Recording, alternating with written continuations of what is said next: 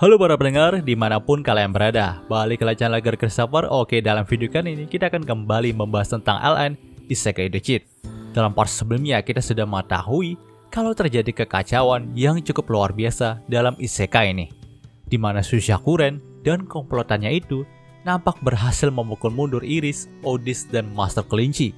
Padahal mereka bertiga memiliki kemampuan otoritas ilahi, tapi tetap saja mereka bukan tandingan dari Sushakuren dan komplotannya. Untung aja nih, Iris berhasil melarikan diri dari medan perang, dan sekarang dia menuju hutan sarang iblis besar untuk meminta bantuan dari Yuya. Kalau dia tidak berhasil mencapai hutan sarang iblis besar, maka pengorbanan dari Master Kelinci dan Odis akan sia-sia. Dalam part kali ini, panel cerita pun berpindah ke karakter Yuya. Nah, hari itu adalah hari libur bagi siswa Akademi Ousei karena memang mereka sudah berusaha keras dalam event open house kemarin. Jadi pihak akademi pun sengaja untuk meliburkan mereka sehari. Dan dalam kesempatan ini juga Yuya mengajak para teman-temannya buat main ke rumahnya nih. Gebleknya yang diajak itu cuma para cewek aja. Ada Kaori, Kaede, Mer, dan Yukine. Sedangkan teman-teman cowoknya itu sama sekali nggak diundang gitu. Ya, aksi bad boy Mamang Yuya udah mulai kelihatan nih. Saat itu nampaknya memang para wanita ingin bermain ke rumahnya Yuya. Dan karena ini adalah kali pertama mereka ke rumahnya Yuya, mereka pun cukup terkejut nih. Kalau rumahnya Yuya sangatlah besar. Terutama Kaede yang dari tadi terus melihat ke arah sekeliling rumahnya Yuya. Nah, mereka juga cukup penasaran dengan kedua orang tua dari Yuya nih. Bukankah orang tua dari Yuya juga tinggal di sini? Mengingat Lexia, Luna, dan juga Yuti itu kan tinggal di sini gitu. Mendengarkan hal itu, Yuya pun berkata kalau dia nggak terlalu akur dengan orang tuanya. Dan ini adalah rumah warisan kakeknya. Maka dari itu, dia dan orang tuanya tinggal terpisah sekarang. Tentu, mereka semua pun minta maaf karena mempertanyakan hal sensitif itu. Tapi nampaknya Yuya nggak terlalu mempermasalahkan untuk membeberkan rahasia keluarganya yang cukup kacau. Dia tidak akan bersedih karena sekarang dia sudah memiliki keluarga yang baru. Nah, terlepas dari itu semua, Yuya juga memperkenalkan bagian dari keluarganya yang sekarang. Yuya pun memperkenalkan Knight, Akatsuki, dan Ciel kepada mereka semua. Nah, di sini dia meminta Oma juga Kuya untuk tinggal di rumah dalam isekai saja, karena nantinya mereka bisa saja menakuti para perempuan ini. Karena memang kan bentuk Oma dan Kuya itu nggak wajar. Oh iya, karena sekarang di rumah Yuya juga tidak ada apapun yang bisa dimainkan. Akhirnya, mereka semua memainkan permainan yang dibawa sama Kaede nih. Nampaknya Kaede memang sudah mempersiapkan hal ini, jadi dia membawa sejumlah permainan di tasnya. Nah, permainan pertama yang mereka lakukan adalah kartu remi.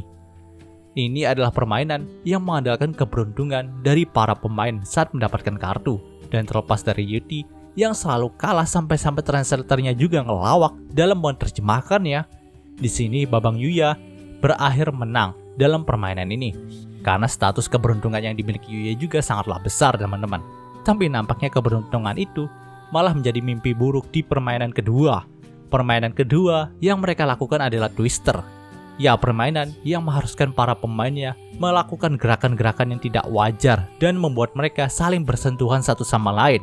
Dan tentu, keberuntungan lagi-lagi menaungi nasib Yuya. Tapi di sini keberuntungannya adalah bisa saling bersentuhan dengan Gunung Kaede dan bertatapan langsung dengan wajah Kaori selama beberapa menit. Dalam permainan ketiga juga seperti itu teman-teman. Permainan ketiga yang mereka lakukan adalah Osama Game. Dan di sini yang menjadi Osamanya kali pertama adalah Lexia. Gak disangka nih, dia berhasil menebak angka dari Yuya, lalu meminta Yuya untuk memeluknya dengan erat. Kemudian raja kedua adalah Kaede. Dan gak disangka Kaede juga berhasil menebak angka dari Yuya, lalu meminta Yuya pet-pet kepalanya. Raja terakhir adalah Kaori. Dan di sini Kaori berhasil menebak angka dari Yuya juga, lalu meminta Yuya mijet kaki dan pahanya. Ya, memang udah gak beres nih ceritanya. Apa gue salah baca ya? Tapi memang yang terjadi seperti itu teman-teman. Yuya menang banyak hari ini, apalagi bisa mijit kaki Kaori. Ya, itu adalah hari terbaik bagi Yuya, karena teman-teman wanitanya main ke rumahnya. Panel cerita pun berpindah ke alam semesta nih, tepatnya ke arah kucing dewa yang beberapa part sebelumnya mengintip masa lalu dari Yuya. Nampaknya sang kucing dewa telah mengetahui semua masa kelam dari Yuya. Dan di sini dia pun mulai bersimpati kepada Yuya nih. Walaupun dia adalah kucing dewa, tapi nampaknya dia ingin menemui manusia yang bernasib malang itu. Ya, itu artinya kucing dewa akan menemui Yuya, teman-teman. Panel cerita pun berpindah ke Samudra Pasifik. Saat itu ada beberapa kumpulan orang berjubah putih yang sedang melayang di sana. Dikatakan mereka bukanlah manusia, melainkan para dewa yang terlahir pada zaman purba. Namun tubuh dari mereka semua telah dihancurkan akibat perang di masa lalu dengan manusia pertama yang disebut sebagai ibu dari bumi, yaitu Sarah. Oleh karena itulah, para dewa dipaksa mundur dan berbaur dalam peradaban manusia. Tapi masa-masa itu telah hilang sekarang.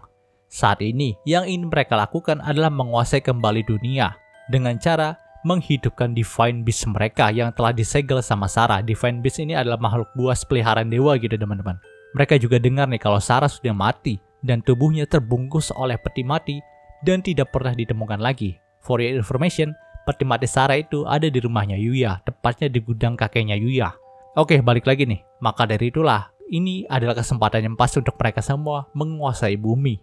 Namun nih, salah satu dari mereka juga mengkhawatirkan adanya manusia yang memiliki potensi seperti Sarah. Mendengarkan hal itu, yang lain pun menjawabnya nih, kalau bagaimana dengan manusia yang menyelamatkan pembajakan pesawat beberapa bulan yang lalu? Ya, yang mereka bicarakan adalah saat Yuya menolong pesawat yang dinaiki Kasumi, adik dari Kaori, teman-teman. Mereka mengetahui kalau ada manusia yang bisa melawan para pembajak dengan senjata api dengan menggunakan tangan kosong saja. Itu sangat mustahil bagi manusia pada zaman ini. Maka dari itu mereka pun mengutus sebagian besar dewa untuk berkunjung ke rumah Yuya lalu mengawasinya. Bila mana Yuya terbukti berbahaya, maka mereka juga nggak segan menghabisi Yuya. Panel cerita pun berpindah ke Underworld, wilayah kekuasaan dari Reimei.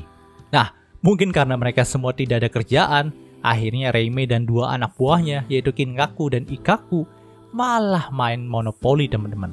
Ya, akhir-akhir ini Underworld menjadi sepi karena memang tidak banyak jiwa-jiwa yang turun ke sini, dan tentu itu membuat pekerjaan dari penguasa dunia bawah ini menghilang. Jadi untuk mengusir kebosanannya, dia pun mengajak para anak buahnya itu untuk main monopoli. Namun tak beberapa lama ada seorang tamu yang datang nih. Dia adalah Kuya. Di sini Kuya pun menjelaskan apa yang belakangan ini terjadi pada Yuya, mulai dari pertarungannya dengan dirinya sendiri dari dunia paralel hingga ancaman marksman untuk menghancurkan bumi. Mendengarkan hal itu, Reimei pun tersenyum dan berkata kalau sepertinya mereka mulai mendapatkan pekerjaan baru nih. Tapi memang bukan berarti marksman sendiri tidak ada hubungannya dengan Reimei. Nampaknya Reimei sendiri sedikit mengetahui tentang orang itu. Jadi sekarang, dia pun meminta Ikkaku untuk menjemput Yuya turun ke dunia bawah. Karena memang Reimei sendiri akan membicarakan masalah ini dengan Yuya. Panel cerita pun berpindah ke Bandara Haneda, Jepang, teman-teman. Kalian masih ingatkan dengan seorang pangeran dari Eropa yang suka sama Kaori? Ya, nampaknya sekarang ini sang pangeran sudah tiba di Jepang untuk menjemput Kaori nih. Sekali lagi nih, memang dirinya sangat ditentang oleh keluarganya untuk mempersunding Kaori. Namun hal itu tidak menyusutkan cintanya pada Kaori. Dia yakin hanya Kaori lah yang pantas untuk menjadi istrinya. Ya, kita lihat saja apakah Kaori akan berpaling dari Yuya dan memilih sang pangeran yang memang mencintainya, ataukah Kaori akan tetap bersama Yuya walaupun masih belum mendapatkan kepastian dari Yuya.